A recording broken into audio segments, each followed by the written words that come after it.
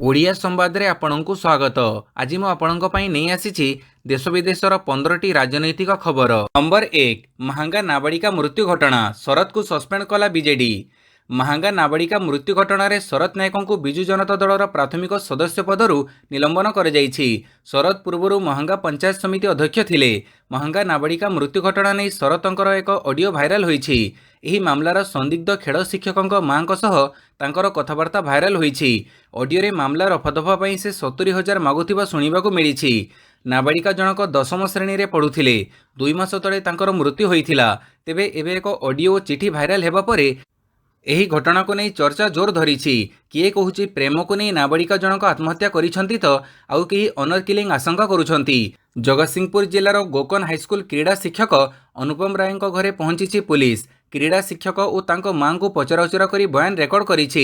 कारण सन्देहजनक अवस्था प्राण हरैथिबा एही छात्री सह संपृक्त क्रीड़ा शिक्षकंकर कुआडे प्रेम संपर्क थिला बोली कुहाଯାଉଛି, जहाँ प्रमाणित करिछि लीक होइथिबा एक ऑडियो। महांगार निलंबित बीजेडी नेता शरद नायक एवं क्रीड़ा शिक्षकों मां मध्य होइथिबा वार्तालाप रहिछि से ऑडियो रे, जोथिरे बिना पोस्टमार्टम रे मृतदेह को फोपाड़िबा, अर्धदग्ध शरीर और पाउंश को प्रमाण नष्ट उद्देश्य नदी में भसई देवा एवं मामलार रफादफा 70,000 टंकार डील कथा रही।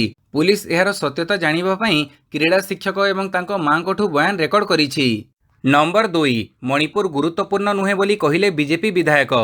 दीर्घ 3 मासरू अधिक दिन है जड़ुथिबा मणिपुर प्रसंग में अत्यंत लज्जाजनक बयान देइछंती जणे विधायक। मणिपुर काहापाई गुरुत्वपूर्ण नुहे बोली बीजेपी विधायक जनक दिल्ली विधानसभा रे कहिबा परे प्रबल हंगामा देखिबाकू मिलिछि। प्रबल नाराबाजी और हट्टगोड़ जोगु बीजेपी 4 विधायकों मार्शल लगे गृहरु बाहर मध्य कर दिया जाइछि। दिल्ली विधानसभा रे आप्र विधायक दुर्गेश पाठक मणिपुर प्रसंग में सम्यक आलोचना करथिले। तेबे एहाकू बीजेपी विधायक माने विरोध करथिले। बीजेपी विधायक माने नाराबाजी करुथिबारु उपबाचस्पति राखी बिर्ला कारण पचारिथिले। से कहिथिले विधानसभा रे आलोचना करिबा पई मणिपुर कोन गोटिए प्रसंग बोली आपण माने भाबु नाहंती। मणिपुर प्रसंग उत्तर प्रदेश विधानसभा रे मध्य आलोचना होईछि। एहाकू सुनै बीजेपी विधायक मोहन सिंह बिष्ट उत्त्यक्त हो जाइथिले। से कहिथिले मणिपुर रे घटुथिबा घटना आदौ गुरुत्वपूर्ण नुहे। नंबर 3 म्यूजियम ना परिवर्तन को नहीं बड़ बयान देले राहुल गांधी। दिल्ली रे थिबा नेहरू मेमोरियल म्यूजियम और लाइब्रेरी ना परिवर्तन को नहीं राजनीतिक बयानबाजी जारी रही। बीजेपी और कांग्रेस एही प्रसंग में परस्पर को कटाक्ष करिबारे लागिछंती। एसबु भितर म्यूजियम ना परिवर्तन को नहीं बड़ बयान देइछंती कांग्रेस सांसद राहुल गांधी। जवाहरलाल नेहरू से करिथिबा काम पई परिचित, केवल निज ना पई से परिचित नुहे बोली राहुल कहिछंती। से निजर धाड़िका प्रतिक्रिया रे कहिछंती नेहरूजी निजर काम पई परिचित, तांको ना पई से केवल परिचित नुहंती। केंद्र सरकार नेहरू मेमोरियल म्यूजियम और लाइब्रेरी ना को बदली प्रधानमंत्री म्यूजियम और लाइब्रेरी सोसाइटी करिछंती। 77तम स्वाधीनता दिवस रे विधिबद्ध भावे यार ना बदली थिला। तेबे कांग्रेस याकू निंदा करिबा सह प्रधानमंत्री नरेंद्र मोदी जानिशुनी नेहरूवादी लिगासी को ध्वंस हटेइबा पई ना बदलिबारे लागिथिबा कहिथिला। तेबे बीजेपी परिवारवाद कथा कही याकू काउंटर करिथिला। नंबर 4 राजस्थान निर्वाचन पई बीजेपी डबल कमिटी नाहांती वसुंधरा और दड़र राज्य मुख्य। चलित वर्ष अनुष्ठित हेबाकु थिबा राजस्थान विधानसभा निर्वाचन पई काली बीजेपी 2टी उच्चस्तरीय कमिटी गठन करिछि। तेबे एही कमिटी रे सामिल होइतिबा नेतांको नै जेतिके चर्चा हेउनी सेथिरु बाद पड़िथिबा भेटेरान मानंको नै ताठारु अधिक आलोचना आरंभ होइछि। बीजेपी पक्षरु संकल्प कमिटी और निर्वाचन परिचालना कमिटी गठन करा जाइछि। एही 2 कमिटीरु केवल पूर्वतन मुख्यमंत्री वसुंधरा राजे को बाद दिया जाई नाही, बरं बीजेपी राजस्थान मुख्य सीपी जोशी और विधानसभा विरोधी दल नेता राजेंद्र राठौर को मध्य कौनसी भी गोटे कमिटी रे सामिल करा जाई नाही। एमानक व्यतीत केंद्रमंत्री गजेंद्र सिंह शेखावत और पूर्वतन राज्य बीजेपी सभापति सतीश पुनिया मध्य कमिटी रे नाहांती। चलित मासरे बीजेपी सूत्र रे कहा जाइथिला जे एही 5टी हेवीवेट नेता पूरा निर्वाचन प्रचार दायित्व रे रहिबे। हेले सेमानकु कोन दायित्व दिया जाउछि ता उपरे एबे समस्तक नजर रहिछि। बीजेपी पक्षरु घोषणा करा जाइछि जे राज्य निर्वाचन परिचालना कमिटी रे मोट 21 जन सदस्य रहिछंती। एहार नेतृत्व पूर्व सांसद नारायण लाल पांजारिया नेबे। सेहीपरि दड़र निर्वाचन इस्ताहार प्रस्तुत करिबाकु थिबा कमिटीर नेतृत्व केंद्रमंत्री अर्जुन राम मेघवाल नेबे। एही कमिटी रे 25 जन सदस्य रहिछंती।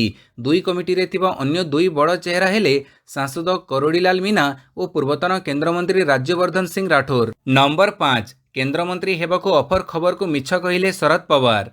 शरद पवार और अजित पवारଙ୍କ रुद्धद्वार बैठकକୁ ନେଇ ମହାରାଷ୍ଟ୍ରରେ ରାଜନୀତି ହଟଚମଟ ଜାରି ରହିଛି। ଏହି ଭେଟଘାଟ ବେଳେ ଅଜିତ ପୱାର ତାଙ୍କ ଦାଦା ତଥା ଏନସିପି ସୁପ୍ରିମୋ ଶରଦ ପୱାରଙ୍କୁ ବିଜେପି ସହ ହାତ ମିଳାଇବାକୁ ପ୍ରସ୍ତାବ ଦେଇଥିଲେ। ଏଥିସହ ଏହା ବଦଳରେ ଶରଦ ପୱାରଙ୍କୁ କେନ୍ଦ୍ରମନ୍ତ୍ରୀ ହେବାର ଲୋଭ ମଧ୍ୟ ଦେଖାଇଥିଲେ ବୋଲି କଂଗ୍ରେସର ଜଣେ ନେତା ଦାବି କରିଥିଲେ। ତେବେ ଏପରି ଅଫର ମିଳିଥିବା ଖବରକୁ ନିଜେ ଶରଦ ପୱାର କାଲି ଖଣ୍ଡନ କରିଛନ୍ତି। ଅଜିତ ପୱାର ଓ 8 ଜଣ ଏନସିପି ବିଧାୟକ ମହାରାଷ୍ଟ୍ରର ବିଜେପି ସମର୍ଥିତ ସରକାରଙ୍କୁ ସମର୍ଥନ କରିବା ପରଠାରୁ ମହାରାଷ୍ଟ୍ରର ରାଜନୀତିରେ ଛକପଞ୍ଝା ଲାଗି ରହିଛି। ଶରଦ ପୱାର ନିଜକୁ ଏନସିପିର ସୁପ୍ରିମୋ କହୁଥିବା ବେଳେ ଦଳକୁ ନିୟନ୍ତ୍ରଣକୁ ଆଣିବା ପାଇଁ ଅଜିତ ପୱାର ମଧ୍ୟ ଗୋଟି ଚଢ଼ାଇବା ଆରମ୍ଭ କରିଛନ୍ତି। ଏସବୁ ଭିତରେ ଗତ ଶନିବାର ଶରଦ ପୱାର ଓ ଅଜିତ ପୱାରଙ୍କ ମଧ୍ୟରେ ଭେଟଘାଟ ହୋଇଥିଲା। ବୈଠକ ପରେ ଚର୍ଚ୍ଚା ଆରମ୍ଭ ହୋଇଥିଲା ଯେ ଅଜିତ ପୱାର ଦାଦା ଶରଦଙ୍କୁ ଏନଡିଏରେ ସାମିଲ କରିବା ପାଇଁ ଚେଷ୍ଟା କରୁଛନ୍ତି। କିନ୍ତୁ ମହାରାଷ୍ଟ୍ରର ଜଣେ ପୂର୍ବତନ ମୁଖ୍ୟମନ୍ତ୍ରୀ ତଥା କଂଗ୍ରେସ ନେତା ଭେଟଘାଟ ବେଳେ ଶରଦ ପୱାରଙ୍କୁ ଅଜିତ ପୱାର କେନ୍ଦ୍ରମନ୍ତ୍ରୀ ପଦ ଅଫର କରିଥିବା କଥା ପରେ ନୂଆ ରାଜନୈତିକ ସମୀକରଣ ସୃଷ୍ଟି ହୋଇଥିଲା। ଏବେ ଏହା ଉପରେ ନିଜେ ଶରଦ ପୱାର ପ୍ରତିକ୍ରିୟା ରଖିଛନ୍ତି। ସେ କହିଛନ୍ତି, ପୂର୍ବତନ ମୁଖ୍ୟମନ୍ତ୍ରୀ କ'ଣ କହିଛନ୍ତି ସେ କଥା ମୁଁ ଜାଣିନି। ସେମିତି କୌଣସି ପ୍ରକାରର ଆଲୋଚନା ହୋଇନି। ନମ୍ବର 6 ଅଲଗା ଧର୍ମର ଝିଅକୁ ନେଇ ଫେରାର ହୋଇଗଲା ପୁଅ, ବାପାଙ୍କୁ ଦଳରୁ ବହିଷ୍କାର କଲା ବିଜେପି। ପୁଅର ପ୍ରେମ ପାଇଁ ବାପାଙ୍କୁ ହରାଇବାକୁ ପଡ଼ିଛି ପଦ। ପୁଅ ଅଲଗା ଧର୍ମର ଜଣେ ଝିଅଙ୍କୁ ପ୍ରେମ କରିବା ସହ ତାଙ୍କୁ ନେଇ ଫେରାର ହୋଇଯିବାରୁ ଏହା ତାଙ୍କ ବାପାଙ୍କ ପାଇଁ ମହଙ୍ଗା ସାବ୍ୟସ୍ତ ହୋଇଛି। ପୁଅର ଏପରି କାମ ପାଇଁ ବାପାଙ୍କୁ ଦଳରୁ ବହିଷ୍କାର କରିଛି ବିଜେପି। ବିଜେପିର ଲଦାଖ ୟୁନିଟ୍ ପକ୍ଷରୁ ଦଳର ବରିଷ୍ଠ ନେତା ତଥା ଉପସଭାପତି ନଜିର ଅହମଦଙ୍କୁ ବୁଧବାର ବହିଷ୍କାର କରାଯାଇଛି। ନଜିରଙ୍କ ପୁଅ ଜଣେ ବୌଦ୍ଧ ଧର୍ମର ଝିଅକୁ ନେଇ ଫେରାର ହେବା ସହ ତାଙ୍କୁ ବିବାହ କରିସାରିଛନ୍ତି। ଏପରି କାର୍ଯ୍ୟକୁ ବିଜେପି ଗ୍ରହଣ କରିନପାରି ନଜିରଙ୍କୁ ସିଧା ଦଳରୁ ବହିଷ୍କାର କରିଛି। ମିଳିଥିବା ସୂଚନା ଅନୁସାରେ ନଜିର ଲଦାଖ ବିଜେପିର ଉପସଭାପତି ଭାବେ କାମ କରୁଥିଲେ। ମାସକ ତଳେ ତାଙ୍କ ପୁଅ ଜଣେ ବୌଦ୍ଧ ଧର୍ମର ଝିଅକୁ ନେଇ ଫେରାର ହୋଇଯାଇଥିଲେ। ଏଥିପାଇଁ ନଜିରଙ୍କୁ ଦଳର ପ୍ରାଥମିକ ସଦସ୍ୟତା ପଦରୁ ବହିଷ୍କାର କରାଯାଇଛି। ବିଜେପିର ଲଦାଖ ୟୁନିଟ୍ ଗୋଟିଏ ବିବୃତ୍ତିରେ କହିଛି ଯେ ପୁରା ଘଟଣାରେ ନଜିରଙ୍କ ଭୂମିକା କ'ଣ ଥିଲା ସେକଥା ଜାଣିବା ପାଇଁ ତାଙ୍କୁ ଗୋଟିଏ କାରଣ ଦର୍ଶାଅ ନୋଟିସ୍ ଦିଆଯାଇଥିଲା।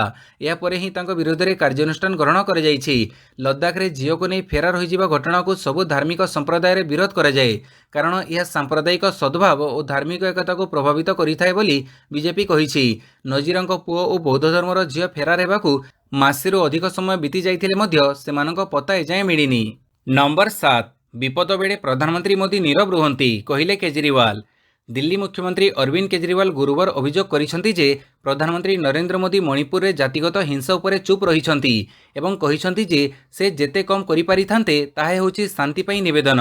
ଦିଲ୍ଲୀ ବିଧାନସଭାରେ କେଜରିୱାଲ କହିଛନ୍ତି ଯେ ଯେତେବେଳେ ବି ଦେଶ ଉପରେ କୌଣସି ବିପଦ ଆସେ ସେତେବେଳେ ପ୍ରଧାନମନ୍ତ୍ରୀ ଚୁପ୍ ରୁହନ୍ତି। ପ୍ରଧାନମନ୍ତ୍ରୀ ଜଣେ ପିତା ତୁଲ୍ୟ। ମଣିପୁରର ଝିଅମାନଙ୍କ ପ୍ରତି ସେ ମୁହଁ ଫେରାଇ ନେଲେ। ଆପଣ ନିଜ ରୁମ୍ରେ ବସି ରହିଲେ। ପ୍ରଧାନମନ୍ତ୍ରୀଙ୍କ ନୀରବତାର କାରଣ ପଚାରୁଛି ସାରା ଦେଶ। ସେ ପ୍ରଥମ ଥର ପାଇଁ ଚୁପ୍ ବସି ନାହାନ୍ତି। ଗତ 9 ବର୍ଷ ମଧ୍ୟରେ ଯେତେବେଳେ ବି ସଙ୍କଟ ପରିସ୍ଥିତି ସୃଷ୍ଟି ହୋଇଛି ପ୍ରଧାନମନ୍ତ୍ରୀ ଚୁପ୍ ରହିଛନ୍ତି ବୋଲି କେଜରିୱାଲ ଅଭିଯୋଗ କରିଛନ୍ତି। ଡବ୍ଲ୍ୟୁଏଫ୍ଆଇର ପୂର୍ବତନ ମୁଖ୍ୟ ତଥା ବିଜେପି ସାଂସଦ ବ୍ରିଜ ଭୂଷଣ ଶରଣ ସିଂଙ୍କ ବିରୋଧରେ ମହିଳା କୁସ୍ତିଯୋଦ୍ଧାମାନେ ନିକଟରେ କରିଥିବା ବିରୋଧ ବିଷୟରେ ମୁଖ୍ୟମନ୍ତ୍ରୀ କହିଛନ୍ତି ଯେ ଚାମ୍ପିୟନ କୁସ୍ତିଯୋଦ୍ଧାମାନେ ବ୍ରିଜ ଭୂଷଣ ଶରଣ ସିଂଙ୍କ ଦ୍ୱାରା ଯୌନ ନିର୍ଯାତନା ଅଭିଯୋଗ କରିଥିଲେ, କିନ୍ତୁ ପ୍ରଧାନମନ୍ତ୍ରୀ ଚୁପ୍ ରହିଥିଲେ। ସେମାନେ ଯେତେବେଳେ ଅଲିମ୍ପିକ୍ସରେ ପଦକ ଜିତିଥିଲେ ସେତେବେଳେ ପ୍ରଧାନମନ୍ତ୍ରୀ ମୋଦି ହିଁ ସେମାନଙ୍କ ସହ ପ୍ରଥମ ଫଟୋ ଉଠାଇଥିଲେ। ସେ ସେମାନଙ୍କୁ କହିଥିଲେ ତୁମେ ମୋ ଝିଅ, କିନ୍ତୁ ସେମାନେ ବିରୋଧ କରିବାରୁ ସେ ଚୁପ୍ ରହିଥିଲେ। ଅନ୍ତତଃ ସେ କହିପାରିଥାନ୍ତେ ମୁଁ ସେଠି ଅଛି, ମୁଁ ଏହାର ତଦନ୍ତ କରି ଲୋକଙ୍କୁ ଦଣ୍ଡ ଦେବି ବୋଲି କେଜରିୱାଲ କହିଛନ୍ତି। ନମ୍ବର 8 ପଞ୍ଚପଣ ଶପଥପାଠ କରାଇଲେ ଅର୍ଥମନ୍ତ୍ରୀ, କହିଲେ 2047 ସୁଦ୍ଧା ଭାରତକୁ ବିକଶିତ ଓ ଆତ୍ମନିର୍ଭରଶୀଳ କରାନ୍ତୁ। 2 ଦିନିଆ ଓଡ଼ିଶା ଗସ୍ତରେ ଥିବା କେନ୍ଦ୍ର ଅର୍ଥମନ୍ତ୍ରୀ ନିର୍ମଳା ସୀତାରମଣ କାଲି ଦ୍ୱିତୀୟ ଦିନରେ ଶ୍ରୀଜୀଉଙ୍କ ଦର୍ଶନ ସାରି ପେଣ୍ଠକଟାଠାରେ ସଦାଶିବ ସଂସ୍କୃତ ବିଶ୍ୱବିଦ୍ୟାଳୟ ପକ୍ଷରୁ ଆୟୋଜିତ ମୋ ମାଟି ମୋ ଦେଶ କାର୍ଯ୍ୟକ୍ରମରେ ଯୋଗ ଦେଇଥିଲେ। ଏହି କାର୍ଯ୍ୟକ୍ରମରେ ଅଭିଭାଷଣ ରଖି ଶିକ୍ଷାର୍ଥୀଙ୍କୁ ପଞ୍ଚସୂତ୍ରୀ ଶପଥପାଠ କରାଇଥିଲେ। ପ୍ରଧାନମନ୍ତ୍ରୀ ମୋଦିଙ୍କ ପଞ୍ଚପଣ ମନ୍ତ୍ରକୁ ନେଇ ଶପଥ କରାଇଥିଲେ ସୀତାରମଣ। ଏହି ସମୟରେ ଶିକ୍ଷାର୍ଥୀମାନଙ୍କୁ କହିଛନ୍ତି 2047 ସୁଦ୍ଧା ଭାରତକୁ ବିକଶିତ ଓ ଆତ୍ମନିର୍ଭରଶୀଳ କରାନ୍ତୁ। ଏହାସହ ଗୁଲାମୀ ମାନସିକତାକୁ ମୁକୁଳି ଦେଶର ସୁରକ୍ଷା ପାଇଁ ଏକତାକୁ ଦୃଢ଼ କରି ଜଣେ ପ୍ରକୃତ ନାଗରିକ କର୍ତ୍ତବ୍ୟ ପାଳନ କରନ୍ତୁ। ଆମର ଐତିହ୍ୟ ପରମ୍ପରାକୁ ନେଇ ଉତ୍ସବ ମନାନ୍ତୁ। ସମସ୍ତ କାର୍ଯ୍ୟକ୍ରମରେ କେନ୍ଦ୍ର ଅର୍ଥମନ୍ତ୍ରୀଙ୍କ ସହ କେନ୍ଦ୍ର ଶିକ୍ଷାମନ୍ତ୍ରୀ ଧର୍ମେନ୍ଦ୍ର ପ୍ରଧାନ, ବିଜେପି ରାଷ୍ଟ୍ରୀୟ ମୁଖପାତ୍ର ଡକ୍ଟର ସମ୍ବିତ ପାତ୍ର, ବ୍ରହ୍ମଗିରି ବିଧାୟକ ଲଳିତେନ୍ଦୁ ବିଦ୍ୟାଧର ମହାପାତ୍ର ଏବଂ ପୁରୀ ବିଧାୟକ ଜୟନ୍ତ ଷଡ଼ଙ୍ଗୀ ଯୋଗ ଦେଇଥିଲେ। ନମ୍ବର 9 ଟାଇମ୍ସ ନାଉ ଇଟିଜି ସର୍ଭେ ପୁଣି ଥରେ ମୋଦି ସରକାର। केन्द्र में पुणी थे मोदी सरकार प्रचंड जनमत सह क्रमगत तृतीय थर पर एनडीए केन्द्र में सरकार गठन करिवो। एनडीए को रोकिबा विरोधी इंडिया गठन करथिले मध्य या सेताटा सफलता हासिल करि परिबो नाही। आजिका तारीख में जदि निर्वाचन हेबो ताहेले 300 रु अधिक आसन जीति बीजेपी नेतृत्वाधीन एनडीए केन्द्र में क्षमता दखल करिवो बोली टाइम्स नाउ इटीजी सर्वे रिपोर्ट रे उल्लेख कर जाइछि। स्वाधीनता दिवस अवसर में देशवासी को लालकिलू संबोधन करने बेले प्रधानमंत्री नरेंद्र मोदी पुणी 2024 रे क्षमता को फेरिबे बोली दम्भोक्ति करथिले। यार दिनक पर टाइम्स नाउ इटीजी तार सर्वे रिपोर्ट प्रकाश करिसंती। एथिरे कहजाइछि जे बीजेपी नेतृत्वाधीन एनडीए 296 रु 326 आसन जीतिबो। सेहीपरि विरोधी मेंट इंडिया 160 रु 190 आसन रे सीमित रहिबो। एनडीए किंबा इंडिया रे नथिबा वाईएसआर कांग्रेस आंध्र प्रदेश रे 24 रु 25 टी और ओडिशा रे बीजेडी 12 रु 14 टी लोकसभा आसन दखल करिवो। सेहीपरि अन्य दल 11 रु 14 टी आसन रे जीति पारंती। सर्वे रे आहुरी कहजाइछि जे एनडीए क्षमता को फेरिबार संभावना थिले हें 2019 अपेक्षा मेंटर आसन संख्या कमिबो।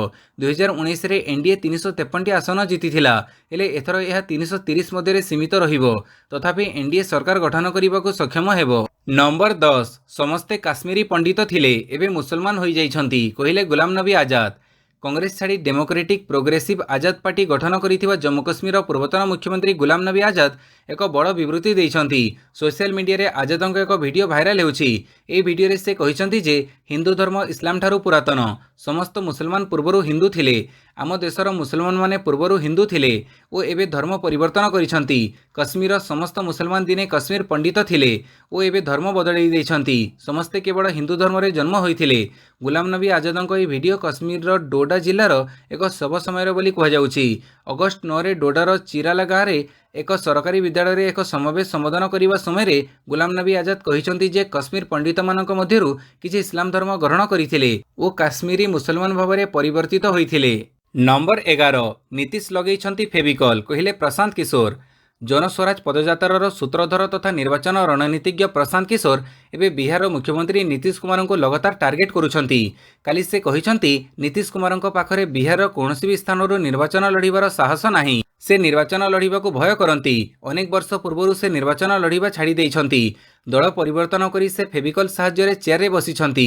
रोसडार सोनपुर सांबादिक मानक सह वार्तालाप प्रशांत किशोर कहिसंती जे बिहार दुर्दशा पई केवल मुख्यमंत्री ही दायी। क्षमतार लोभरे से राज्य को नष्ट करिथिबा अभियोग करिसंती। बिहार रे बिगिड़ी जाइथिबा शिक्षा व्यवस्था को नहीं प्रशांत किशोर नीतीशंकर 18 वर्षर कड़ा अध्याय भाव में वर्णना करी से कहिसंती जे बिहार दुई पीढ़ी अशिक्षित रहिसंती। बेकारी जोगु बिहार युवक काम संधान रे अन्य राज्य को चली जाउछंती। गाँव 50 रु 60% युवक बाहर रहिथिबारु परिवार एवं समाजर धारणा नष्ट हो जाइछि। नंबर 12 नेहरू चीन सह युद्ध करथिले किंतु मोदी आत्मसमर्पण करिसंती कहिले केजरीवाल। दिल्ली मुख्यमंत्री अरविंद केजरीवाल चीन प्रसंग में प्रधानमंत्री नरेंद्र मोदी को टार्गेट करिसंती। से कहिसंती जे चीन गत 9 वर्ष धरी भारत को आखि देखाउछि किंतु प्रधानमंत्री मोदी संपूर्ण नीरव अछंती। से कहिसंती 2019 अक्टोबर रे चीन राष्ट्रपति भारत आसीथिले। तमिलनाडुर महाबळेश्वर रे थिबा एक मंदिर रे प्रधानमंत्री नरेंद्र मोदी और चीन राष्ट्रपति सी जिनपिंग हाथ मिड़ई चलीथिले। यह मध्य फोटो उठा जाइथिला। किंतु जून 15 2020 रो चीन सेना गलवान उपत्यकार आम सैनिकों पर आक्रमण करिथिला एवं आमर 20 जन सैनिकों को हत्या करिथिला। बीजेपी लोक माने जवाहरलाल नेहरू को गाड़ीगुलज करुछंती। अंततः नेहरू आखिर आखि रखी चीन सह युद्ध लड़ीथिले। सेमाने सीधासड़क आत्मसमर्पण करिछंती। चीन आम उपरे आक्रमण करी आमर 2000 वर्ग किलोमीटर अंचल छड़ई नैथिला एवं बीजेपी बदल में चीन को पुरस्कार देइथिला। नंबर 13 बीजेपी इतिहास रे प्रथम निर्वाचन तारीख घोषणा हेबा पूर्व प्रार्थी ना जारी कला दल। केन्द्र में क्षमतासीन बीजेपी तार राजनीतिक क्यारियर रे जहाँ करि नथिला एबे दल प्रथम थर पई सेमिति किछि करिछि। निर्वाचन तारीख घोषणा हेबा पूर्व से दल एथिरे लड़िबाकु थिबा किछि प्रार्थी ना विधिबद्ध भाव जारी करिछि। चलित वर्ष शेष भाग में मध्यप्रदेश और छत्तीसगढ़ विधानसभा निर्वाचन अनुष्ठित हेबो। भारतीय निर्वाचन कमिशन एथिपई एजाएं तारीख घोषणा करिनाहांती किंतु बीजेपी पक्षरु एही दुई राज्यर विधानसभा निर्वाचन पई प्रथम पर्याय प्रार्थी तालिका जारी कर जाइछि। छत्तीसगढ़ 90टी आसन मध्यरु बीजेपी प्रथम पर्याय रे 21टी निर्वाचन मंडली पई प्रार्थी ना घोषणा करिछि। सेहीपरि महाराष्ट्र विधानसभार 230 आसन मध्यरु 39टी स्थान रे केउमाने प्रार्थी हेबे सेमानक ना सार्वजनीन कर जाइछि। दिनक तले प्रधानमंत्री नरेंद्र मोदी अध्यक्षतार बीजेपीर केंद्रीय निर्वाचन कमिटी बैठक बसिथिला। एही बैठक रे दुई राज्य पई किछि प्रार्थी को चयन कर जाइथिला। सेहीपरि निर्वाचन पई दल बैठक रे रणनीति मध्य प्रस्तुत करिथिला। भिडियोटी को संपूर्ण देखिथिबारु बहुत बहुत धन्यवाद।